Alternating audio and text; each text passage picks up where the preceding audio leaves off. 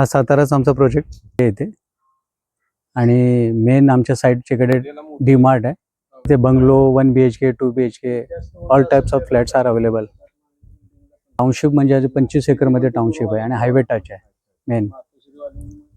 तर तुमच्या इकडचं प्रोग्रेस काय आहे? चांगलं आहे सर. ओके.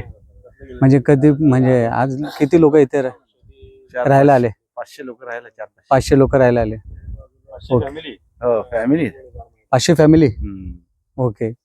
मग इथे वर्षाला किती प्रोग्राम्स करतात? कसले? म्हणजे काहीतरी पूजा किंवा किती निमित्तप्रमाणे टाउनशिपची मजा जे असतात ना ते इथे ॲन्युअल फंक्शन जे असतात काय कमिटी तयार आहे ना सगळं. नवरात्र उत्सव गणपती सगळं ते आहे. आणि साताऱ्यामध्ये मोठी टाउनशिप हीच एक आहे. ओके. हे आमचे BPSLचे सगळे फ्रेंड सर्कल. काळकर साहेब, राजूजी पाटील साहेब या. हे आमचे सगळे BPSL ग्रुप एवढ्या वर्षानुवर्ष आमचे म्हणजे आता फ्रेंड झाले.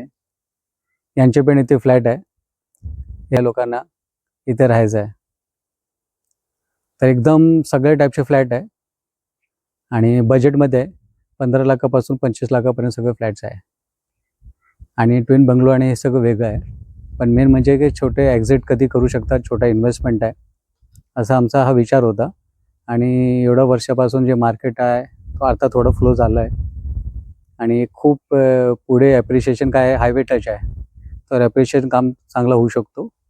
आणि जे आजूबाजूचे साताराचे जे लोक आहे स्पेशली त्यांना माझा इन्व्हिटेशन आहे की गावामध्ये भरपूर मेंटेन करणं येणं जाणं कठीण आहे आणि आमच्या बाजूला इथे आता बस स्टॉप पण येणार आहे एकदम बाजूलाच. आणि सिटीमध्ये एक बस स्टॉप आहे पण त्यांना एक्झिटला वेळ लागतो म्हणून अजून एक बस स्टॉप बाजूलाच म्हणजे डी मार्टच्या बाजूलाच आहे. तर पुढे हे पण प्रॉब्लेम सॉल्व्ह होणार आहे. ते रात्रीची वेळ आहे काय ते टेन्शन नको. ते त्यांचे याच विचाराने हे काम चालू केलं होतं. मी यांचं सगळं मार्केटिंग आणि सगळं स्ट्रॅटेजी आम्ही प्लॅन करतो काय आहे. Okay thanks. खरोखरच एकदम अति सुंदर.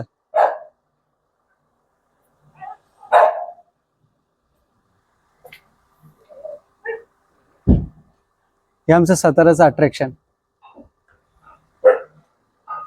हा रिअल बंगलो आहे. ही रिअल फॅमिली.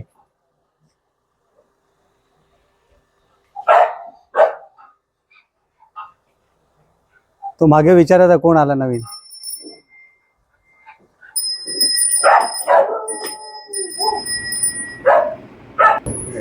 ये देखिए इस टाउनशिप में एक बिल्डिंग है, इसकी ये पार्किंग एरिया है और ये एक फ्लैट है जिसके इंटरनल एमिनिटीज़ है. आपको कंप्लीट से समझ में आ जाए. और देखिए ये क्या शानदार व्यू है.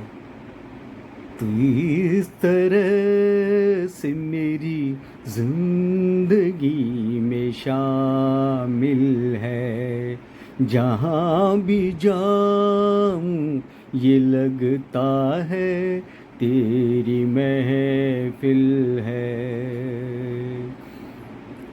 ये आसमान ये बादल ये रास्ते ये हवा, ये आसमान ये बादल ये रास्ते ये हवा, हर एक चीज है अपनी जगह ठिकाने से.